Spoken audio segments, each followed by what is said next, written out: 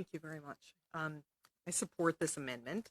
While we all certainly support the goal of rehabilitation of offenders, what must remain paramount, especially in the cases of sexual assault, domestic violence, and the other offenses that are captured by this amendment, is the impact on the victim, especially when there is a threat to safety.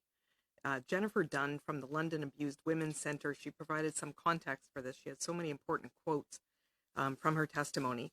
And she even quoted one of the abuse victims in her center's care, quote, "It seems as if we are focused on the men that have created the problem and we are not listening to the women who are on the other side here as victims," quote.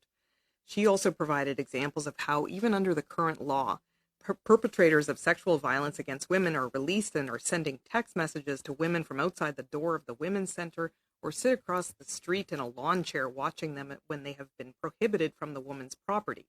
She raised serious concerns with how much worse this will get when the offenders have the opportunity to serve their sentence in their communities, often in the same community as their victim. And she described the victim constantly having to look over her shoulder and characterized the punishment for her as a, quote, lifetime sentence. The government has provided absolutely no rationale for extending conditional sentence eligibilities to these very serious violent crimes. Minister Lametti has only stated in response to these concerns, quote, "Serious crimes will get serious penalties."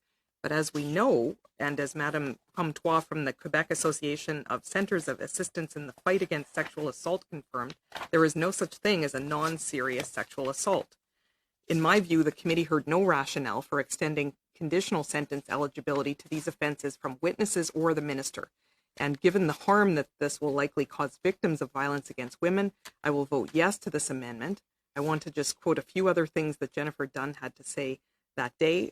Quote, "While we do feel that Bill C-5 might be a good first step to the reintroduction of discretion in sentencing, we feel broadening the availability of conditional sentences is of some concern, especially when there are specific concerns around public safety." She said it's already hard enough for a woman to come forward, and when she does, it takes years to get to the point of a conviction, if there ends up being one at all. This makes women feel as if the justice system isn't taking them seriously. Just today, I was told by a woman we serve, if we have less protection in sentencing, we are less likely to report offenses, and this would be a real setback for us. She went on to have a few more comments, but what she also said was, quote, "I said in the House of Commons, and I'll say it again, we need to view this bill through the lens of male violence against women. There needs to be a focus on women, specifically marginalized women, and how they will be impacted by this bill and not get the justice they deserve." She said, "Women are not safe. We need systemic change to protect our women.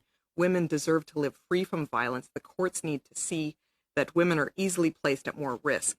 So, senators, I think it's necessary to take real action here to protect women, not just posting a couple of tweets once or twice a year or giving a short speech in the Senate on an inquiry about domestic violence. Actually protect women who are in these dangerous and very vulnerable situations.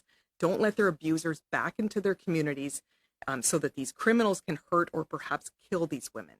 Thank you. Just wanted to make a few points dealing with how Senator Gold talked about these types of matters, and I just wanted to draw to everyone's attention exactly what we're talking about here. Senator Boisvenu wants to have these particular offenses not be allowed to have conditional sentences. So that would include causing bodily harm by criminal negligence, criminal harassment, assault with a weapon or causing bodily harm, assaulting a peace officer with a weapon or causing bodily harm, sexual assault, kidnapping, material benefit trafficking, abduction of a person under the age of 14, and being unlawfully in a dwelling house. All of those focus on very personal crimes that are generally associated with interpersonal violence or sexual violence.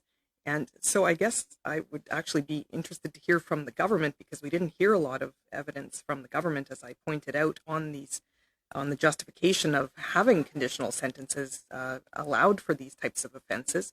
For Senator Gold, for sexual assault, for kidnapping, for human trafficking, let's just focus on those three. What are the type of circumstances that you would think a conditional sentence would be appropriate?